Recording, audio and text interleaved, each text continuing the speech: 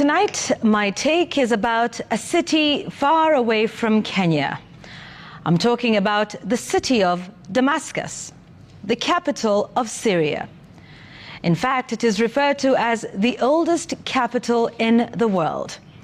But going by local politics, I posit tonight that Damascus may as well be the capital of Kenya. But first, some context. The biblical story begins with a man initially named Saul, Saul of Tarsus, referred to by some as the Pharisee of the Pharisees. As it turns out, he was on a mission to the city of Damascus to arrest and imprison the followers of Jesus Christ and return them to Jerusalem to face punishment. Now, on the road to Damascus, he experiences a supernatural encounter where he meets and recognizes Jesus, who asks him, "Why are you persecuting me?" Now, what followed was a dramatic transformation of the man, from persecutor to chief evangelist of Christ's teachings. Even his name changed from Saul to Paul. Just over 2,000 years later, Kenya is awash with perfect copybook clones of the road to Damascus. And that is why we want to ask all Kenyans, wherever they are, to find it important and necessary to contribute to the housing fund, which is not a tax but a saving, to create employment for our young people. Now, that was sometime in Jerusalem. Then came the trip to Damascus, complete with that transformative moment somewhere along the road. I want to assure the people of Kenya, this team I see here, and when I listen to the people of Kenya, because I listen a lot, once a new government is sworn in, that housing levy will have to be abolished so that we restore the dignity of the payslip. From Saul Gachagua to Paul Gachagua. Then, if you're ever unsure of a politician's Christian name, just go with Paul. You won't go wrong. And you can even start with Saul, depending on what they're saying at that particular moment.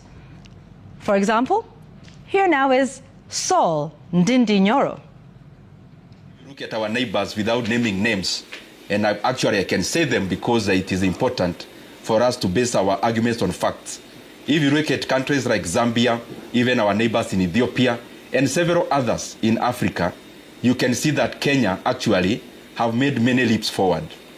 And that has been based on deliberate decisions in terms of stabilizing our debt area, around paying of interest rates, because even before we talk about the plate, even before we talk about the microeconomy of individuals, the country needed to stabilize. And now, ladies and gentlemen, I present to you Paul Ndindi Nyoro. The problem is that you cannot teach figures for too long. It catches up with you, and especially when it is time for repayment. You should be borrowing for development alone. But even by doing the math, even with a pencil, if we take our revenue collection, you remove CFS, you remove salaries, you're already in red. It means the money we borrow, some of it is for budget support, and clearly that money is for recurrent. Saul to Paul, and sometimes Paul to Saul, and back to Paul. A study of the Kenya's myriad road to Damascus moments is yet to be done. But from a casual eye, politicians discover their Paul the moment their fortunes change on the power ladder. When they're fired, impeached, demoted, transferred, or otherwise moved downwards.